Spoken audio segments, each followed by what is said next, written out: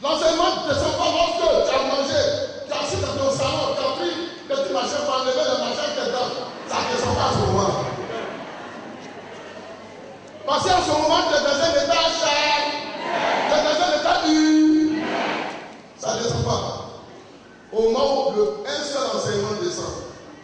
tu es dans les pires conditions de souffrance. C'est pour cela que j'ai toujours parlé de ma souffrance. Chaque enseignement égale une souffrance. Je ne vais pas m'étaler dessus aujourd'hui. Mais je veux que vous sachiez que c'est utile. Je vous prends l'exemple. Moïse devait aller prendre les 10 commandements, seulement qu'un seul. Disons, 10 commandements avec la suite, ça c'est les ordonnances du Père. Et moi j'ai travaillé sur les ordonnances du Père. On allait travailler sur les ordonnances du Seigneur. On allait travailler sur les deux fondamentales. J'ai plus souffert que Moïse. Moïse, lui, c'était une seule partie. Les ordonnances du Père. Moïse est parti sur la montagne. Face à Dieu pour prendre la connaissance. Il est bien le premier à recevoir la connaissance. En tant que prince, juge en esprit. Moïse se tenait sur la montagne. Il a fait 40 jours, 40 nuits, sans manger, sans boire une goutte d'eau. Je pense que vous avez compris. Ce n'était pas un jeune déclaré. Mais Moïse devait hors de lui-même. Il a fait 40 jours sans boire, sans manger. Vous les petits en esprit, nous on a fait pour prendre le nouveau donné. Quand Moïse a pris les 10 commandements, ce n'était pas pour lui seul, c'était pour toute l'humanité. Mais c'est Moïse qui a souffert. C'est Moïse qui a souffert. C'est pas toi qui as assis là qui as souffert. Quand Moïse va parler de sa souffrance, tu n'as rien à dire. Tu n'es qu'un petit frère. Il va dire grand frère. On souffre pour les choses. Il y a des salauds qui sont là, nous l'emmerdons. Le spirituel égale la souffrance. Même la sortie aussi souffre. J'arrive au village, le plus grand sorcier, c'est le plus pauvre du village. Vous le savez. C'est pas celui qui met la batte. C'est pas le plus grand sorcier. Si il est le grand sorcier, il garde dans les conditions spirituelles. Lui, les chefs, il est trouvé dans une chaumière. Et devant moi, la fois passée, la pluie est venue. Une moitié de son mur est cassée. Heureusement que Dieu a fonctionné le soir. Est-ce que vous savez, au village, quand ça chaud, quand il n'y a pas de pluie, on s'en va le voir, il pratique son spirituel démoniaque et la pluie tombe.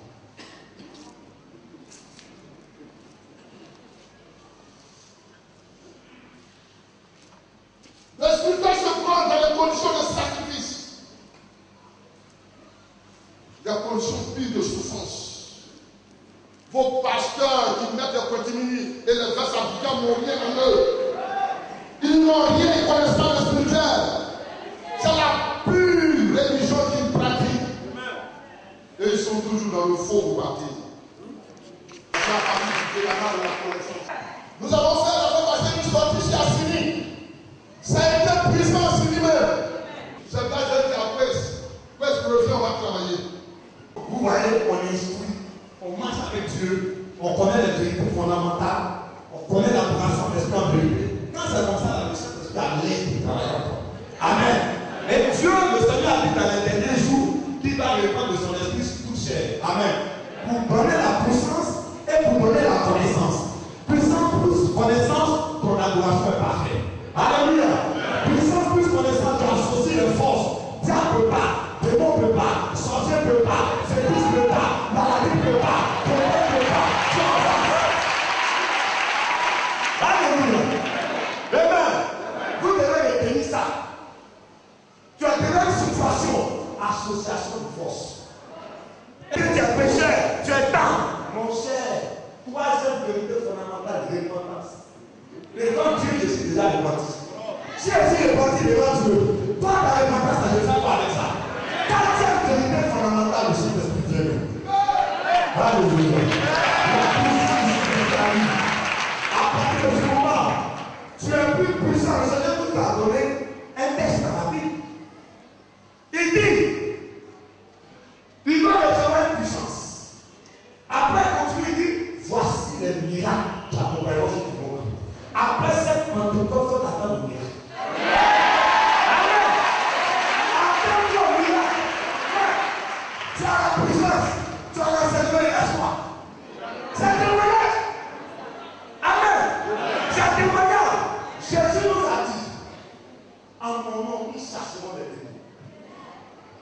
Alléluia.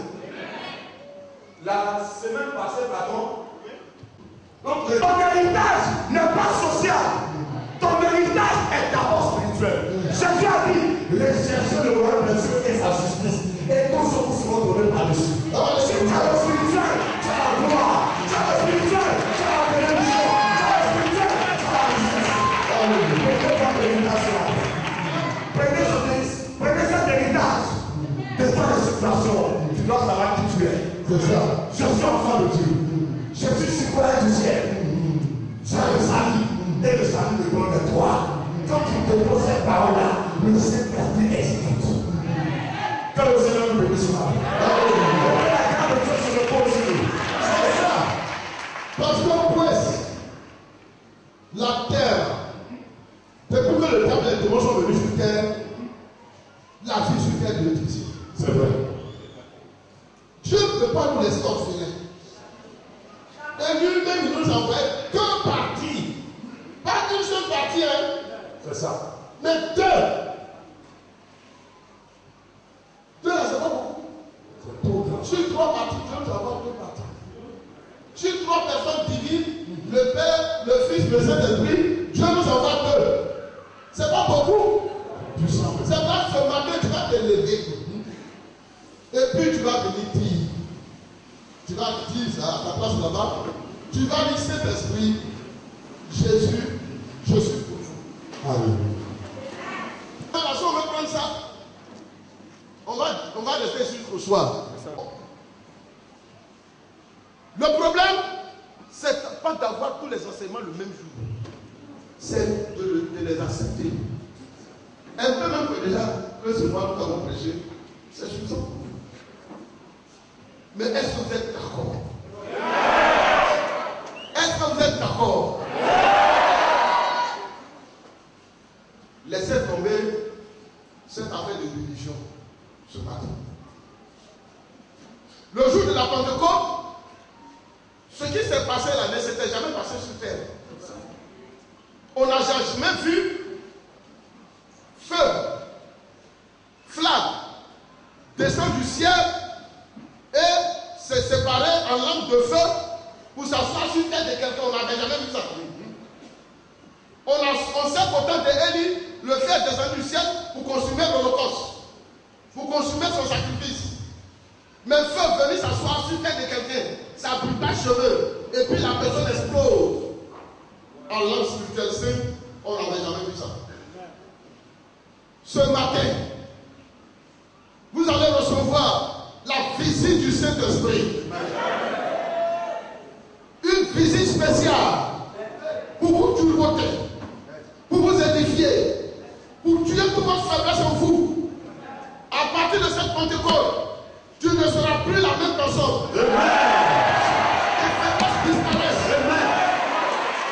À partir de cette Pentecôte, il y a eu avant le Pentecôte, les fêtes de Pentecôte. Mais en ce moment-là, j'étais en épreuve. Et à cause de l'épreuve, le Saint-Esprit, il ne déployait pas sa puissance dans sa totalité. Il était toujours dans son état de professeur qui surveille un examen. Mais aujourd'hui, là, l'examen est terminé. Il a déjà donné les résultats. Et aujourd'hui, nous sommes là pour fêter. Vous savez, pendant l'année, au cours de l'année scolaire, les maîtres sont durs envers les élèves. Ils les mettaient les deux coins. Mais le jour où on a fini de faire le classement, le maître là, les élèves avant chez lui, ils sont devenus comme ses enfants. Ils savent d'ailleurs les élèves là, il y a plus de cours. D'ailleurs, même pas la classe supérieure, maintenant ils deviennent des amis. Il n'est plus là pour faire épreuve. Aujourd'hui, il vient en grand. Il ne vient pas en tant que professeur ce matin. Il m'a confié la partie professeur. Aujourd'hui, lui, il vient avec sa divinité. Ce matin, est-ce qu'on pourrait répondre? Ce matin, le Saint-Esprit vient en divinité. C'est comme ça que vous criez.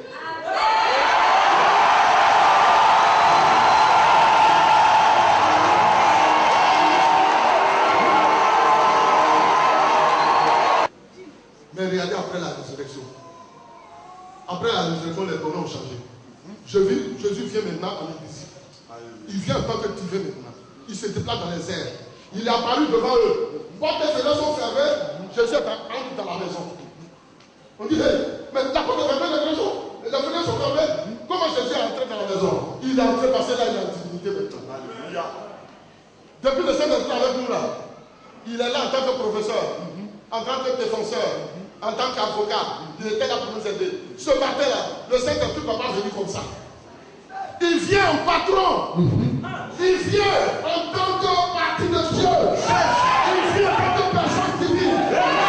Il vient dans sa gloire. Dans sa gloire. Alléluia. Alléluia. Alléluia.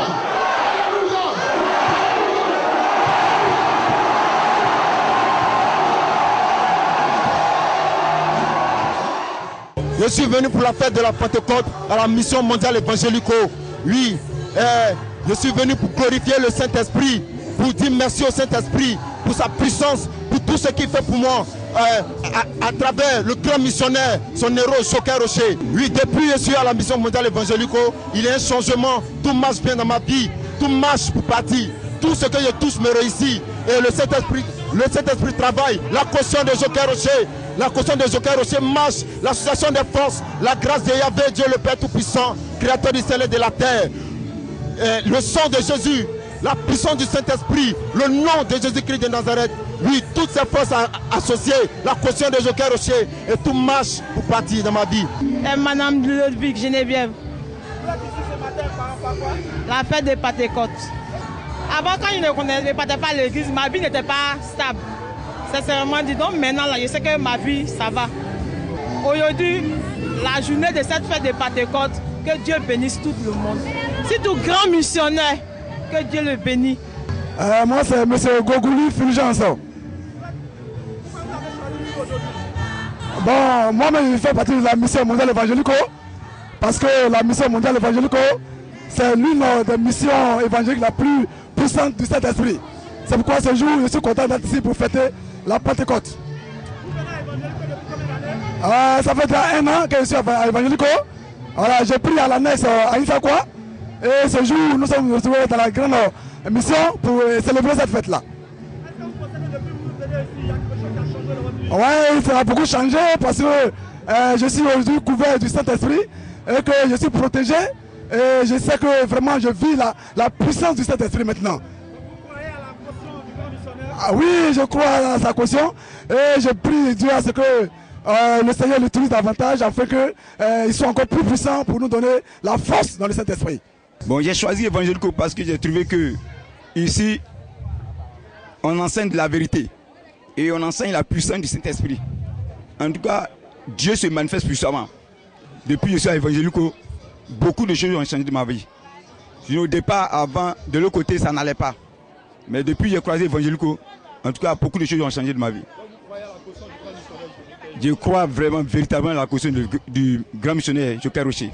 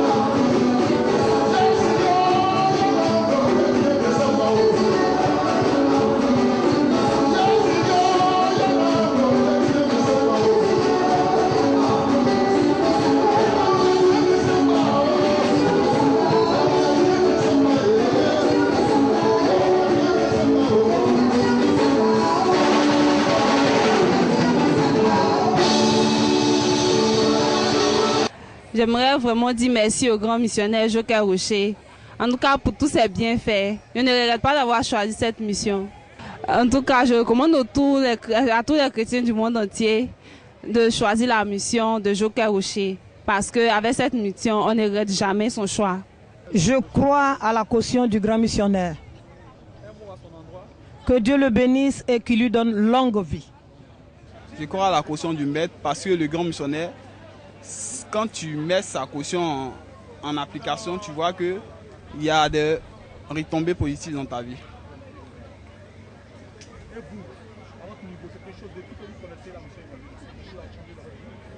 Oui, beaucoup de choses ont changé. Parce qu'aujourd'hui où je vous parle, je suis un missionnaire consacré. Et je vois que par la puissance du Saint-Esprit, accompagné de la caution du Maître, Dieu arrive à faire certaines choses avec moi qui sont, comment dirais-je, surnaturelles. Je suis missionnaire assistant Yoro de Trois-Rouges.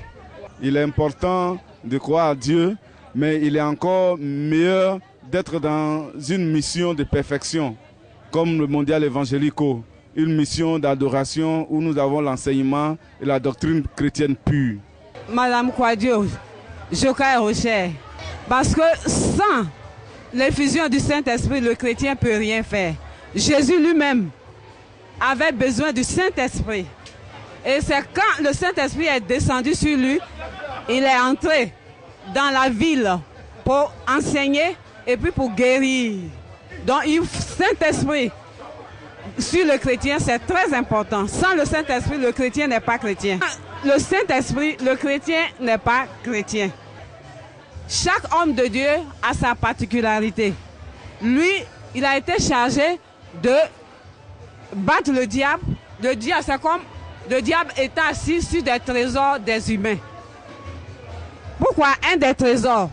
Quand tu es converti, on te fait toujours croire que tu es pécheur. Or, Jésus a déjà fini avec le péché pour l'humanité. Mais on va te faire croire que tu es toujours pécheur. De prier en disant, pauvre pécheur, on a fini avec ça. Donc, l'homme a besoin de connaissances. Ces connaissances-là, il faut battre le diable. C'est des trésors que le diable sait que si les humains savent, ils seront sauvés, ils seront libérés. Donc, il est assis sur ces trésors-là. Et il faut un triomphateur, comme au temps de David, pour battre ce Goliath-là, qui est le diable. À partir de ça, de son triomphe, l'humanité a accès aux vérités cachées, aux enseignements élémentaires pour le salut de son âme. Donc, le triomphe, le travail de Joker Rocher, c'est très important dans ce sens-là. La Pentecôte, on peut dire plusieurs choses. On peut dire que la Pentecôte, c'est une fête religieuse et elle commémore la descente solennelle du Saint-Esprit sur les apôtres, les disciples de Jésus. Cela s'est passé il y a près de 2000 ans. Le Saint-Esprit est descendu. Voilà, donc la Pentecôte, c'est 50 jours après la Pâque. C'est un jour solennel, un grand jour pour le chrétien parce que Jésus a dit, je ne vous laisserai pas orphelin, le Saint-Esprit viendra. Et le Saint-Esprit vient pour aider le chrétien à saisir le Seigneur Jésus-Christ. Donc pour vous, le chrétien sans Esprit Saint n'est rien. Mais au fait, même le Saint-Esprit, depuis lors, travaille. Dans l'ancien temps, les prophètes, c'était des hommes ordinaires, des hommes choisis par Dieu, qui recevaient la puissance du Saint-Esprit. Ils travaillaient avec le Saint-Esprit, mais de nos jours, à partir du jour de la Pentecôte, ça a été une effusion. C'est-à-dire avant le Saint-Esprit en Israël était donné aux prophètes, aux rois, à certaines personnes distinguées. Mais le jour de la Pentecôte, ça a été une effusion. C'est-à-dire à partir de là, on donne à grande échelle, on donne à gogo, on donne beaucoup et tout le monde peut recevoir. Voilà, c'est donné à tout un chacun de recevoir. Dieu a dit dans les derniers jours, je répandrai de mon esprit sur toute chair. Voilà, donc au lieu que le Saint-Esprit reste là à travailler, soit un cadeau, une puissance pour les prophètes, les serviteurs de Dieu, mais c'est donné au peuple, donc tout le monde reçoit. Donc à partir du jour de la Pentecôte, c'est une effusion, c'est-à-dire c'est donné à tout, c'est vulgarisé comme on peut dire, tout le monde peut recevoir le Saint-Esprit dans l'église. Nous sommes ultra pentecôtistes parce que en Afrique, surtout en Afrique, on a besoin du pentecôtisme pour tenir face à la sorcellerie surtout, face aux attaques démoniaques, face au diable. Donc le chrétien qui est rempli du Saint-Esprit, le chrétien pentecôtiste est fort face au danger. Sans le Saint-Esprit, le chrétien n'a pas de protection. Mais quand il reçoit le baptême Saint-Esprit, il a la puissance du Saint-Esprit et le chrétien est plus fort face aux attaques d'où qu'elles viennent. Donc ceux qui ne sont pas pentecôtistes, ils reçoivent la visite du Saint-Esprit. Mais seulement, ils n'insistent pas dessus. Ils reçoivent. Quand on devient chrétien, pas de on croit au Seigneur Jésus, on a le Saint-Esprit qui vient à côté de soi. Maintenant, il faut expérimenter ça. Il faut que le Saint-Esprit entre. Il faut que le Saint-Esprit entre dans le chrétien pour le nettoyer, pour que le chrétien puisse atteindre la nouvelle naissance. C'est quand le Saint-Esprit entre qu'il fait son travail de nettoyage. Il va te nettoyer, il va te fortifier. Jésus a dit à ses disciples, vous le connaissez, il est auprès de vous, il est à côté de vous. Mais dans peu de temps, il sera en vous. Donc il ne faut pas laisser le Saint-Esprit au dehors, il faut le laisser dedans. Parce que les démons, quand ils viennent là, ils ne restent pas dehors. Les démons séducteurs, les démons légionnaires, certains démons, et ils rentrent dans l'homme. Jésus a chassé 7 démons de Marie de Magdala. Voilà. Et les démons sont dans la femme. Si on met les démons au dehors, si le Saint-Esprit n'entre pas, mais ils peuvent revenir, rentrer encore. Donc il faut que le Saint-Esprit entre pour empêcher, pour occuper la maison, pour empêcher d'autres mauvais esprits, les mauvais esprits, c'est-à-dire d'autres esprits, les mauvais esprits de venir entrer. Voilà. Donc le Saint-Esprit doit être dans le chrétien. Voilà. Bon, un dernier mot, je dirais que le plan du Dieu créateur tout-puissant est en jeu. Il a dit, dans les derniers jours, je répandrai de mon esprit sur toute chair. Il répand le Saint-Esprit. La difficulté, certains n'aiment pas le pentecôtisme parce que ça fait du bruit, comme je l'ai dit dans d'autres interviews. Ça fait du bruit. Au fait, ce n'est pas le bruit qui fait le problème. C'est le fait qu'il faut des spécialistes, des gens qui maîtrisent le pentecôtisme. Des gens qui ont la connaissance. Des gens formés par Dieu lui-même, par le Saint-Esprit, pour être des leaders pentecôtistes. Sinon, le pentecôtisme, si il n'y a pas de leader, de vrai leader, ça devient de l'anarchie, ça prophétise à gauche, ça tombe à droite, hein, ça casse des chaises à gauche, voilà, ça fait du bruit, tout est mélangé, on ne sait pas qui est qui, on ne sait pas qui fait quoi, et ça pose problème. Par finir, on oublie de rejeter tout en bloc, dire que c'est l'affaire de Saint-Esprit, là, nous on n'est pas dedans. C'est parce qu'il n'y a pas de leader. Mais dans le monde entier, il y a des leaders. Le grand frère Jimmy Swaggart est un leader pentecôtiste. Le grand frère Maurice Orulo est un leader pentecôtiste. Yonggi Cho en Corée, c'est un leader pentecôtiste. Renard Bonke, c'est un leader pentecôtiste. Benny Hinn. Il y a des leaders pentecôtistes. Donc il faut se brancher sur ceux-là pour apprendre le pentecôtisme. Pourquoi dans le pentecôtisme, il faut un leader qui a au moins un apôtre en esprit. On ne fait pas du faux dans le pentecôtisme. Dans la religion, on peut faire du faux. Quelqu'un peut se dire, je suis pasteur, il met une veste, il attrape une Bible, il dit les pasteurs. Mais dans le pentecôtisme, ça ne se passe pas comme ça. Le pentecôtisme, il faut des leaders.